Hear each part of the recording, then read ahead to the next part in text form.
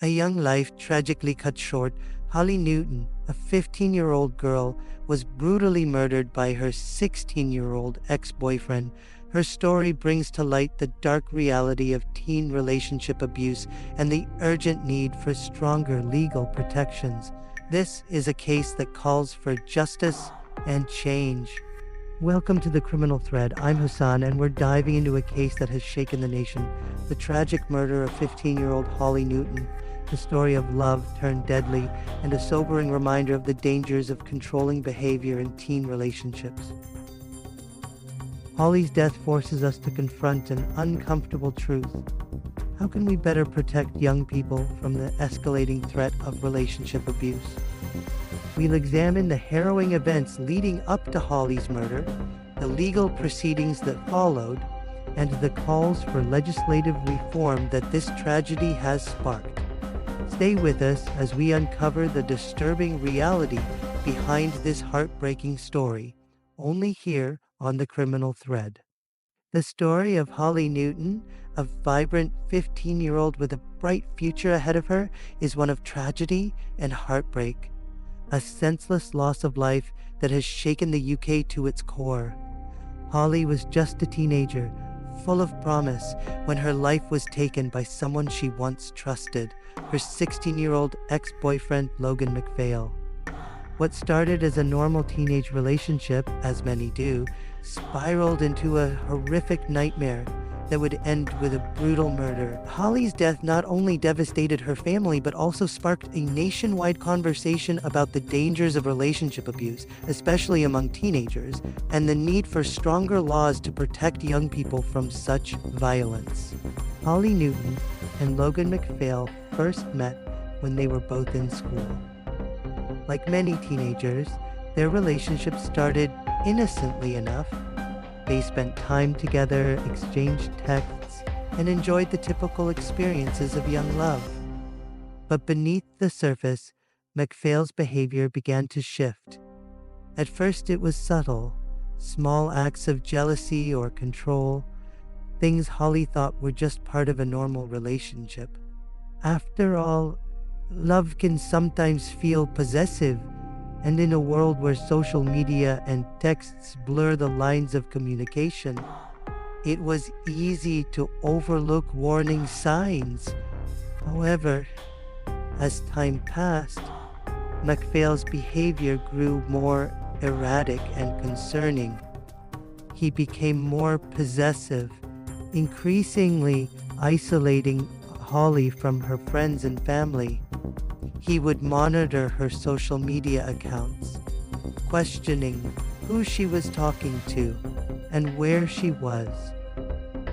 Holly began to feel trapped, caught between wanting to be free and not wanting to hurt Logan, who she knew, at some level, was struggling with his own issues. It was during this time that Holly began to pull away. At just 15, she began to see the cracks in the relationship and made the brave decision to end things with MacPhail. She knew that for her own well-being, she had to leave, but she couldn't have known the horrific consequences that would follow. After Holly broke up with MacPhail, his behavior became even more erratic and obsessive. He refused to accept the end of their relationship and began stalking her. His messages and calls grew incessant, and when Holly did not respond, his anger flared. His possessiveness crossed the line from controlling to dangerous. He would appear uninvited at places Holly frequented, lurking in the background, making her feel unsafe wherever she went. But it wasn't just the physical presence of MacPhail that began to intimidate Holly. It was the underlying threat that seemed to follow her. His words turned threatening, his actions violent. Holly confided in her friends about her growing fear of him. But despite her pleas for help, the system failed to intervene. "Oh," Holly sighed. At the time, the legal and social frameworks for protecting teenagers from relationship abuse were severely lacking, Teenage victims like Holly had few avenues to seek real protection, and many of the signs of escalating violence were overlooked by those who were meant to help. Holly was just another teen whose complaints were dismissed as part of the drama of adolescence.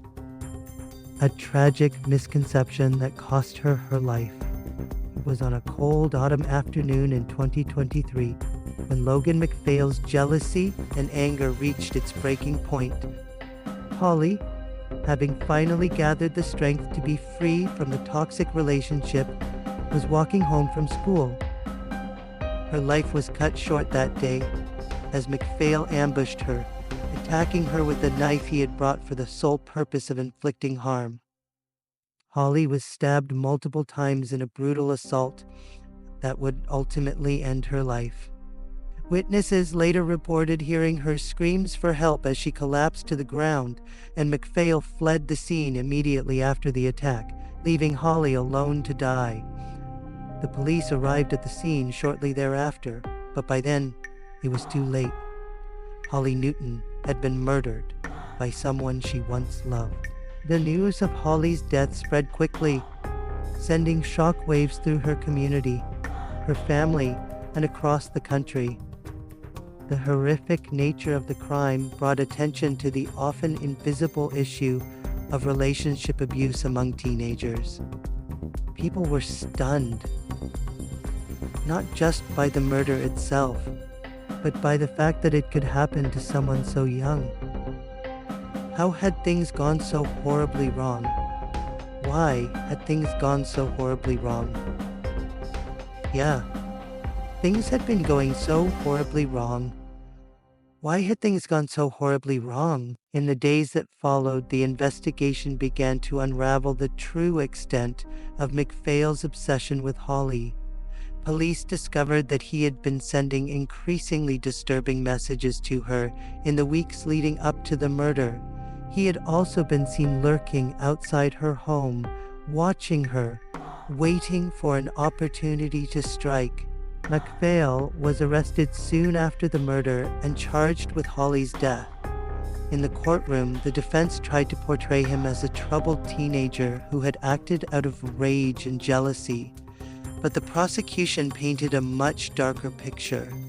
MacPhail had used violence as a means of control, and his actions leading up to the murder were calculated and deliberate. This was not an isolated act of violence. It was the tragic culmination of months of escalating abuse. The trial lasted several weeks, with emotional testimony from Holly's friends and family. They spoke about her vibrant personality, her dreams for the future, and her deep love for her family. Her mother, Caroline Newton, spoke passionately about the love she had for her daughter and the devastating loss she had endured. She described Holly as a kind-hearted girl with a bright future, a future that was stolen from her by someone who never deserved her love. On the other side, MacPhail sat in silence, his face unreadable, as the jury deliberated. When the verdict was finally read, the courtroom was silent. Logan MacPhail was found guilty of Holly Newton's murder. He was sentenced to life in prison, with the possibility of parole after 20 years. For Holly's mother, Carolyn, the fight didn't end with the conviction. In the wake of her daughter's death, Caroline became a vocal advocate for stronger laws and protections for teenagers experiencing relationship abuse. She was determined that no other mother should have to bury her child because of an abusive relationship. Caroline began campaigning for greater awareness of teen relationship abuse and for the implementation of stronger legal protections for young victims. She argued that the laws in the UK were simply not enough to protect vulnerable teenagers like Holly, who were being subjected to abuse that often went unnoticed until it was too late. Her campaign garnered widespread support, with many urging lawmakers to take action. Caroline worked with advocacy groups, survivors, and legal experts to push for changes in the law. She called for a comprehensive overhaul of the existing framework for dealing with teenage relationship abuse, including better education in schools, improved access to support services, and stronger legal consequences for perpetrators. As her campaign gained momentum, public awareness of the issue grew. Schools began to implement more robust programs to educate students about the signs of relationship abuse, and social media platforms started taking a more active role in monitoring and reporting abusive behavior. But Caroline knew that this was just the beginning of a long fight, one that would take years to see meaningful change. The murder of Holly Newton highlighted a critical flaw in the way society views and handles teenage relationship abuse. Too often, young people are dismissed or ignored when they speak out about abuse. Too often, the idea of teen drama or youthful passion overshadows the very real dangers that teenagers face in relationships. Holly's death served as a stark reminder of the consequences of neglecting this issue. In the UK, relationship abuse laws are still largely geared toward adult victims, leaving young people vulnerable to manipulation, coercion, and violence.